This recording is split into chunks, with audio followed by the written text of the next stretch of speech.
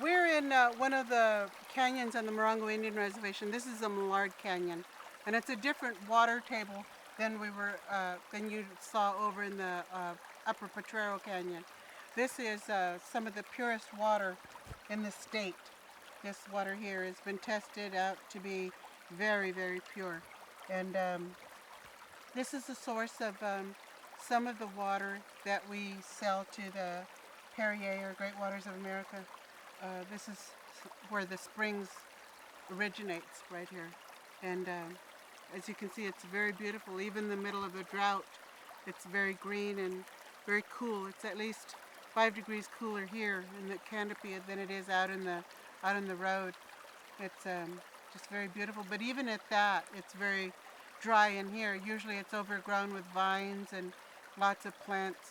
So it's the effect of the drought is still felt here, but still the water flows, and it's very good quality water, very precious. In the Southwest, you know, water is a very precious commodity, and so we guard our water very, very carefully.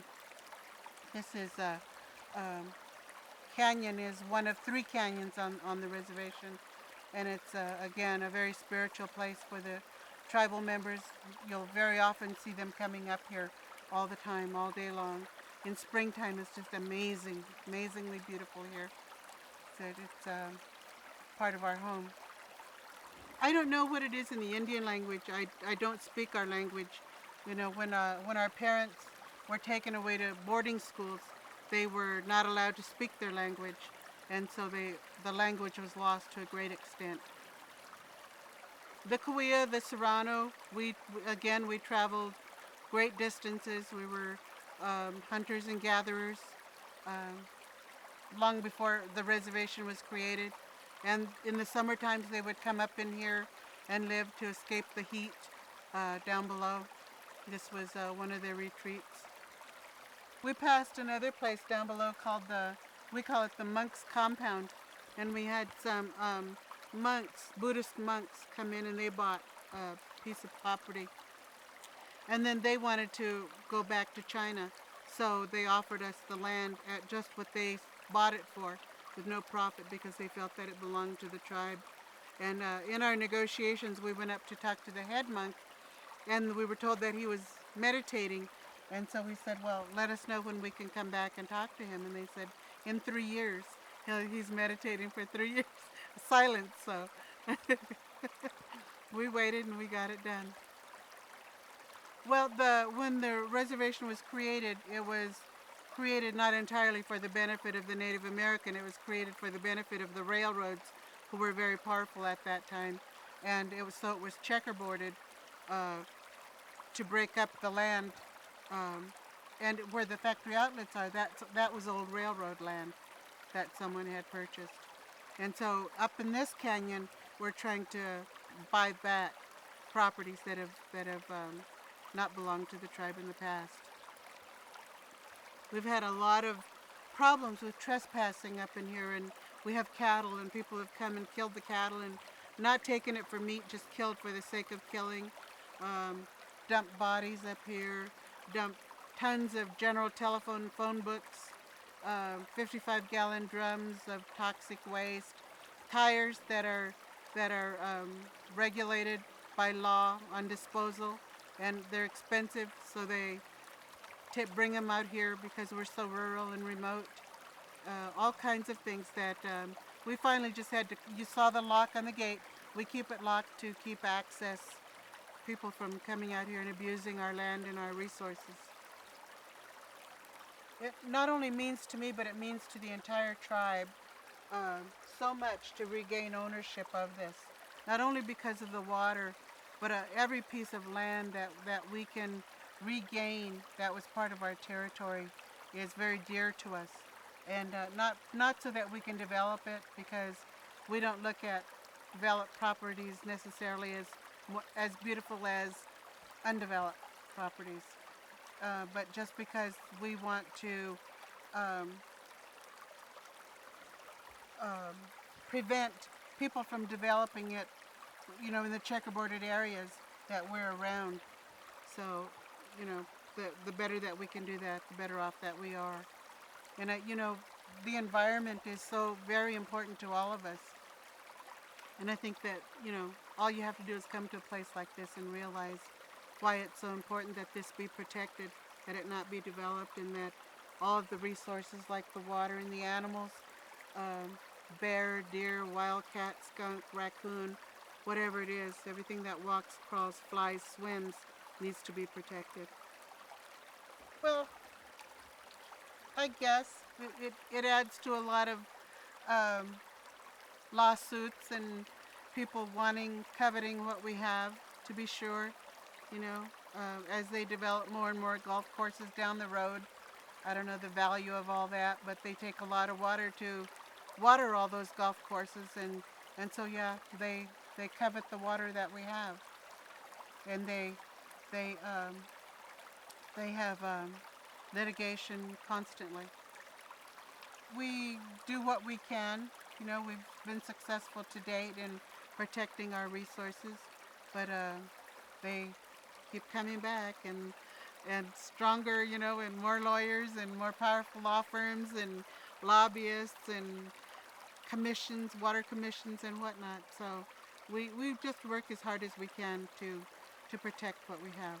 The natives in the area were extremely poor when the first Spaniards and white people came, that the Indians were in our area were very poor. So I don't imagine that they ever thought that this would be a resort area or a place where people from all parts of the world would come, to enjoy what we have. Well, it's been a long journey, to be sure. I mean, the little house where I was born had dirt floors and no running water, no indoor plumbing, no electricity, no telephone, and so yeah, in my lifetime, it's been a quantum leap.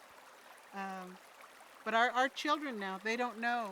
We tell them all the time how we lived and what we went through, and they don't believe it. They don't believe it. They say, "Oh yeah, here's Grandma going to tell this story again." Me and my sisters, we tell all of our children of the things we went through when we were little, and they don't believe it. It's hard for them to believe. They don't know a world like that, and I think they should. I think every one of our children should know the history of this place, and everybody has to live here to be attached to it, to feel the love for this place that we do. I think Indians are tied to the earth, and as I said, we don't necessarily view the value of this place being developed in any way. Like people have said, well, why don't you have nature hikes through here, or why don't you really develop it into something like the Indian Canyons in Palm Springs, say, or somewhere else? And we just don't see the value in it. We like it just the way it is. It's a beautiful, beautiful place.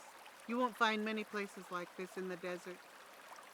Well, I think it certainly adds to my environmental attitude, the attitudes that I have toward the environment, and protecting and wanting to not see things exploited or misused. And certainly growth and progress is coming, but in a smart way. I think that'll have a big factor in where I come from anyway.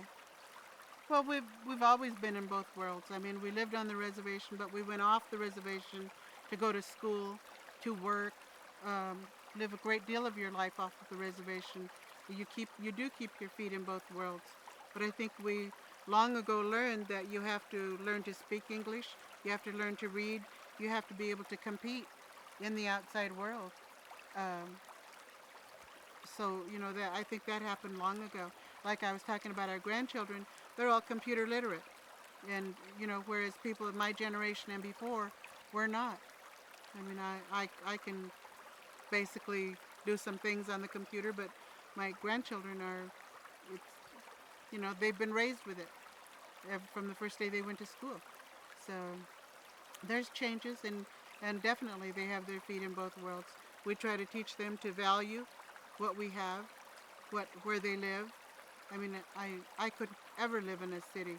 It's just, I go out and I come back, and it's just, just a relief. I just came from Boston. I was in Boston for 5 days, and it's, you hit the boundaries of the reservation, and it's just like, It's just like coming home. It's just like a big relief. I mean, so many people, so many cars, so much noise. It's very intrusive. Well, I always think about, the old Indians. They must have come here to wash, to bathe, to cook, to do various things. And often think about how they lived without air conditioning and stoves and all of that kind of thing. So um, I often wish that I could find traces, pottery or something like that of where they lived. Because I know they were all up through here. Must have been wonderful to live here at that time.